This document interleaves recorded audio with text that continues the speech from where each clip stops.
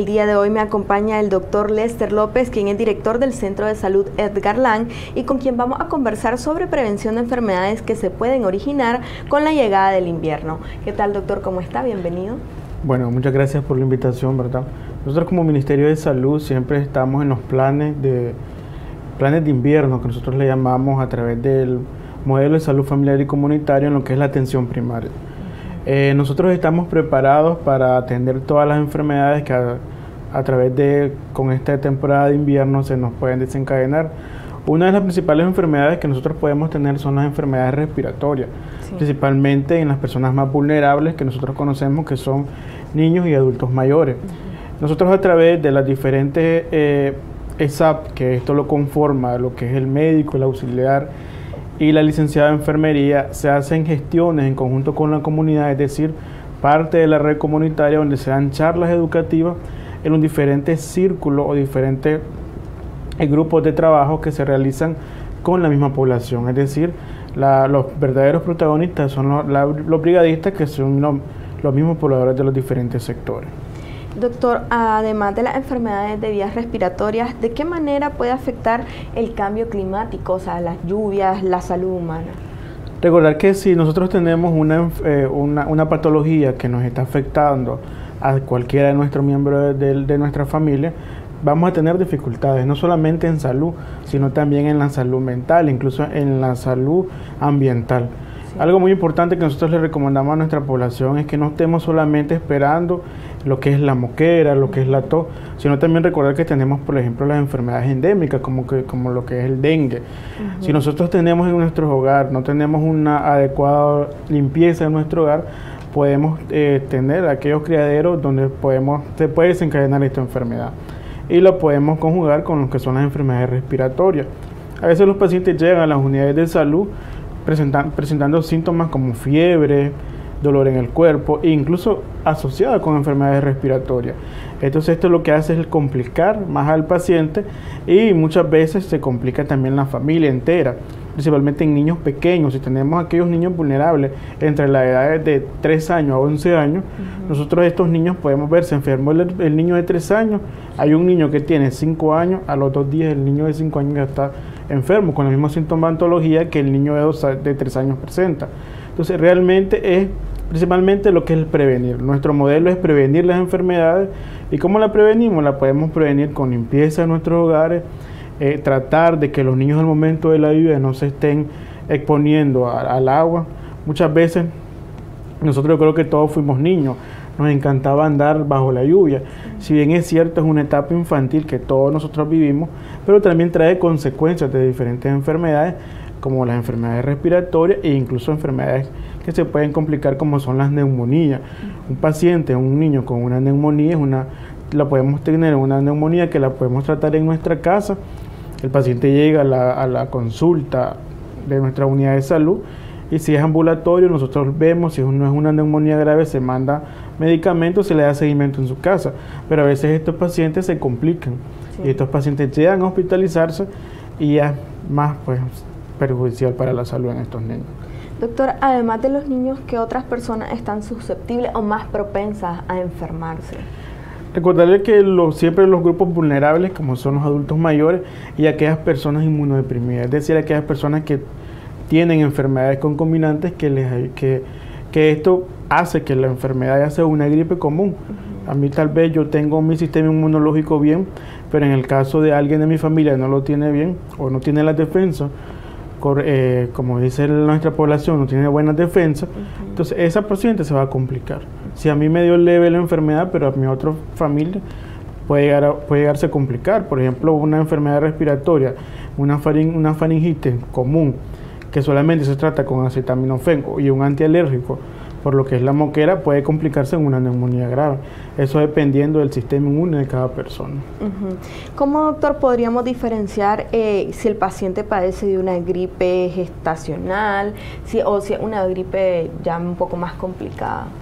Hay que recordar los sintomatologías básicos del paciente. Nosotros, cuando el paciente llega a las unidades de salud, la triada que nosotros conocemos es tos, moquera, que el moco es de color verde, y una leve presencia de fiebre. Pero a veces el paciente llega que presenta tos, fiebre y dificultad respiratoria. Cuando tenemos la dificultad respiratoria, nosotros podemos decir que estamos hablando de neumonía. Entonces nosotros examinamos al paciente y lo principalmente que el médico o la persona de atención que atiende al paciente, lo principal que se valora es el cómo está respirando el paciente, es decir, la frecuencia respiratoria de cada paciente, y se le mandan exámenes complementarios. A recordar que si el paciente, por decirte así, un paciente de un adulto mayor que tiene una frecuencia respiratoria mayor de 22, ese paciente ya nos llama la atención. Si hay tiros intercostales, los tiros intercostales son aquellos movimientos que cuando el paciente respira, nosotros vemos que lo que son las partes costales comienzan a elevarse. Entonces nosotros nos llama la atención, mandamos un examen complementario como una biometría hemática completa y podemos ver si hay aumento de los glóbulos blancos. Ahí estamos, en presencia de un proceso infeccioso. Entonces, de esta manera se trata el paciente. Por eso es importante en la familia no medicarse, no automedicarse. A veces suele pasar, el adulto mayor, especialmente lo hacen en los adultos mayores. Ellos se automedican solo, o el hijo, o la tía, o el que lo cuida al paciente, se automedica, y esto es lo que hace es enmascarar la enfermedad. Al momento que nosotros enmascaramos, que tratamos un poco, o se quita un poco lo que es la sintomatología, pero después vienen las complicaciones. Entonces, esto, pues hay que tener cierto cuidado en el aspecto de la medicación. Asimismo con el dengue, doctor, porque puede ser que el dengue se complique, puede ser un dengue hemorrágico. Sí, recordar que nuestro Ministerio de Salud, a través tenemos una lucha permanente de lucha antiepidémica. Esto es permanente durante todo el año, no solamente en épocas de invierno, y nosotros en estos círculos que hacemos con los diferentes brigadistas de las diferentes comunidades, se les da a conocer la principal sintomatología para detectar lo que es el dengue y principalmente los signos de alarma. Recordar que ahora el dengue se clasifica con signos de alarma y sin signos de alarma, y lo que conocemos como dengue grave. Realmente, ¿cuáles son los principales signos de alarma que el paciente debe estar valorando en aquel paciente que esté presentando fiebre en su hogar? Es sangrado de la nariz, lo que es dolor abdominal, el vómito si el paciente comienza a vomitar, y lo que nosotros llamamos malestar general, lo que comúnmente la población llama desmayo. Muchas veces el paciente se desmaya, pero médicamente no es un desmayo, sino es un descenso que el paciente hay una fuga de los diferentes de las células líquidos, y entonces eso hace que el paciente haga una hipotensión, es decir, hay una disminución de la presión arterial, y esto provoca que el paciente pueda caer en un shock, y de esta manera es una complicación grave.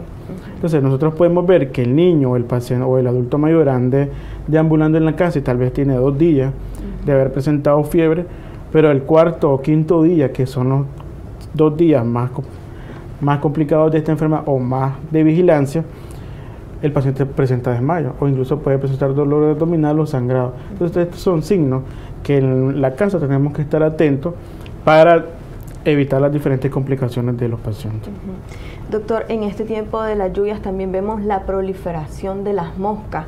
¿Qué enfermedades se puede transmitir a través de la mosca o de roedores que también salen con la lluvia? Sí, en el caso de las moscas nosotros podemos ver que si nosotros, como todo está en lo que es la limpieza del hogar, si nosotros no tenemos una adecuada limpieza, vamos a presentar todas las enfermedades que se pueden provocar por la lluvia. En el caso si en la casa de habitación tienen basura regada en todo el patio, ahorita por ejemplo está el tiempo, la gente dice la temporada de mosca. Sí. Nosotros podemos ver, si nosotros tenemos la basura no seleccionada correctamente, la mosca, recordar que es un vector que viene y da una enfermedad que es lo que nosotros conocemos como, la población comúnmente conoce como, pone un huevo, dice la gente, pone un gusano, dice las personas, pero no es el gusano ni el huevo, sino esto lo que puede provocar una diarrea aguda del paciente, y esto es una bacteria, o sea, la mosca pone eso, y las complicaciones de la diarrea, lo que es el dolor abdominal, e incluso se puede parecer a lo que es el dengue. Algo muy importante también con respecto a las ratas. Si nosotros basura desordenada, vamos a tener criaderos de rata. Sí. ¿Qué enfermedad nos da la rata? Es la leptospirosis. La leptospirosis es parecido al dengue, nos da fiebre, dolor abdominal, dolor en el cuerpo y vómito, incluso hasta diarrea. Entonces, como les digo, estas son enfermedades bastante parecidas que si nosotros no tenemos una adecuada limpieza en nuestro hogar, vamos a presentar cualquiera de estas enfermedades. Nosotros, a través de las diferentes planes que tenemos como Ministerio de Salud, venimos trabajando en coordinación con la alcaldía. Se hacen diferentes planes calachas, diferentes planes de limpieza, y de esta manera se le ayuda a la población, o se le lleva el mensaje a la población de la importancia de no tener objetos que no ocupemos en nuestra casa. Nosotros visitamos también puntos claves como son las vulcanizaciones, lo que son las chatarreras, donde hay bastante acopio de cosas que prácticamente no ocupamos en nuestra casa, pero de esta manera nosotros si realmente están, hay que tenerlas ordenadas, y existen diferentes medios o diferentes reglas que cómo deben estar estos negocios. Eso se dan seguimiento, cómo deben estar almacenados este tipo de objetos en ese tipo de lugar. Como usted nos dice, doctor, la limpieza es fundamental, porque también tenemos las cucarachas. La cucaracha puede dar una enfermedad como la hepatitis, y no solo va a dar en invierno, también puede dar en cualquier periodo del año. Recuerda que nuestro país es un país tropical, entonces las enfermedades de nuestro país prácticamente ya las conocemos todos, ¿verdad? Siempre, aunque no tengamos invierno, vamos a tener dengue, aunque no tengamos, vamos a tener enfermedades respiratorias, vamos a tener leptospirosis. ¿Por qué? Porque son enfermedades meramente tropicales que se caracterizan por nuestra zona. Lo principal es prevención. De nada nos sirve llegar, o a veces los pacientes creo que se confunden porque llegan a la unidad de salud a querer que el Ministerio de Salud les limpie el hogar. Esto es una responsabilidad compartida. Nosotros hemos hecho visitas en los diferentes barrios. A veces la misma población se queja de diferentes áreas y hacemos visitas. Damos un seguimiento acompañado como Ministerio de Salud, Alcaldía de Managua y diferentes ministerios como incluso el Ministerio de la Familia, donde hacemos un conjunto y hacemos la visita y le damos seguimiento. Le damos seguimiento por 2 o 3 semanas. Entonces, a través de brigadistas como brigadas de abatización, brigadas de fumigación, se le acomoda o se le limpia prácticamente el lugar al morador de la casa, pero a los 15 días vuelve a llegar la queja de que ya todo lo que se hizo se volvió a, pues prácticamente se retrocedió. Entonces realmente esto es una responsabilidad tanto del Ministerio de Salud como de la misma población. Sí, a veces, por lo menos ahorita podemos ver con las diferentes lluvias, el aspecto de los desbordes, de los cauces, pero es lo mismo. O sea, nosotros tiramos la basura y es porque no tenemos la cultura del momento, de que vamos en el bus, de que vamos en el carro o en cualquier otro vehículo, depositar la basura en su lugar. Y luego cuando llegamos a la casa la botamos. Así es. ¿Qué medidas podemos tomar con nuestros niños, con nuestros adultos mayores para prevenir enfermedades respiratorias provocadas por este cambio climático? Sí, algo muy importante ahorita nosotros a través de las diferentes visitas, porque el Ministerio de Salud hace visitas en lo que de lunes a domingo, llevamos lo que es la vacunación casa a casa, pero también llevamos ese mensaje a nuestra población de prevenir estas enfermedades. Lo importante es mantener adecuada limpieza del hogar, mantener higiene personal, el constante lavado de manos, el constante lavado de los alimentos. Si no tenemos agua potable en nuestro hogar o almacenamos agua, lo que tenemos que hacer es hervir el agua. E incluso a través de las visitas se le orienta a la población cómo hacer en caso de emergencia que un niño presente un cuadro diarreico. A veces nosotros en nuestro hogar no tenemos lo que es el suero oral. ¿Qué es lo que nosotros les orientamos a la población? Es cómo hacerlo, cómo tener ese suero casero, porque de esta manera nos facilita. Antes, si el niño presenta bastante evacuaciones diarreicas, llegar a la unidad de salud y el niño no llegue con deshidratación, con signos de deshidratación. Otra cosa que nosotros le venimos diciendo a través de la familia es la importancia de el mantener lo que es un botiquín de emergencia, un botiquín, lo sencillo, lo básico, para aquello, en el caso de los niños, un suero oral, lo que es acetaminofén. acetaminofén tomada, lo que es en el caso de los adultos mayores, aquellos pacientes crónicos que padecen de alguna enfermedad como diabetes, hipertensión, mantener al alcance su esquema básico de medicamentos. ¿Por qué? Porque al momento de que ahorita nosotros venimos presentando, que gracias al momento no hemos presentado ningún fenómeno natural que nos impacte directamente, pero si se dan las inundaciones, sea lo que es el movimiento de la familia, de la casa, los albergues. Entonces el paciente crónico debe portar su medicamento básico, es decir, para la presión, para la diabetes, y tratar de estar compensado, ¿verdad? Porque de esta manera vamos a tratar de evitar las complicaciones que hemos venido hablando anteriormente. Doctor, también importante completar los esquemas de vacunación, ya sea en niños, en adultos. Sí, nosotros a través de este modelo hemos venido haciendo diferentes estrategias de jornada de vacunación, como lo que son las estrategias del casa a casa, que prácticamente es de lunes a domingo. El personal de salud anda vacunando de lunes a domingo en los diferentes barrios del país, incluso de nuestra capital. Hemos venido trabajando también la estrategia del puesto fijo de vacunación en los diferentes hospitales, diferentes puestos médicos. A veces incluso hacemos relación con las diferentes instituciones del Estado, donde le mandamos un personal de vacunación a las diferentes instituciones e incluso universidades, empresas, porque lo que queremos es que la población esté totalmente cubierta con las diferentes dosis de vacunación. Algo muy importante que hemos visto en el caso de los niños, recordarle a la población que estamos ofertando lo que es el esquema de vacunación. En el caso de los niños hemos aumentado lo que es la aplicación de estas vacunas. Realmente ya el temor de los padres se ha venido disminuyendo, y creo que lo más importante es que en total toda nuestra familia esté completamente vacunada. La verdad que la vacuna lo que nos hace es complicar la forma grave de la COVID-19, es decir, nos previene las diferentes complicaciones de esta enfermedad. Doctor, ¿sería recomendable tomar vitaminas para prevenir estas enfermedades que podrían ser respiratorias? Es decir, aumentar ingesta de vitamina C o incluso con la alimentación. Lo principal es pasar una consulta con el médico general, con el medicina general, hacerse una evaluación directamente de lo que es, cómo estamos en el índice de masa corporal, cómo estamos en lo que es la diferente...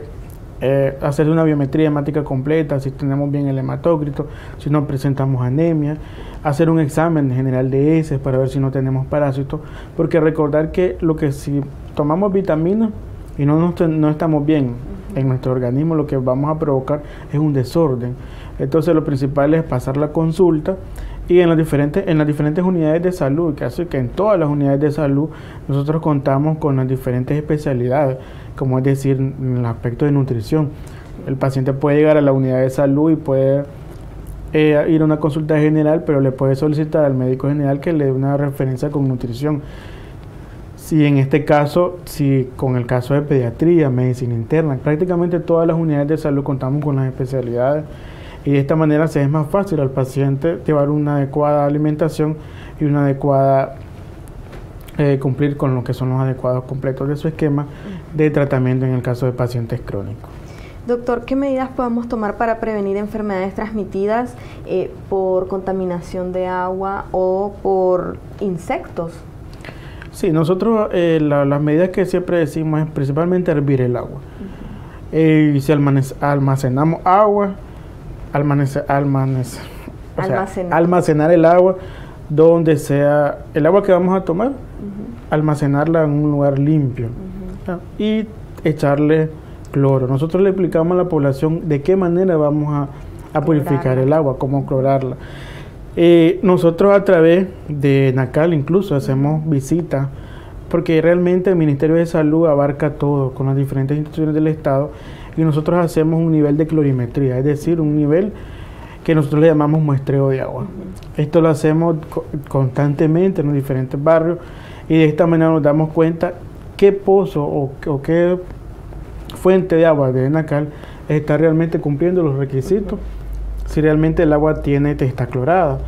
Y nos damos cuenta, el momento que hacemos esta revisión, si nosotros miramos que hay algún déficit de cloro, nosotros inmediatamente le damos a conocer, y de esta manera se mejora el proceso.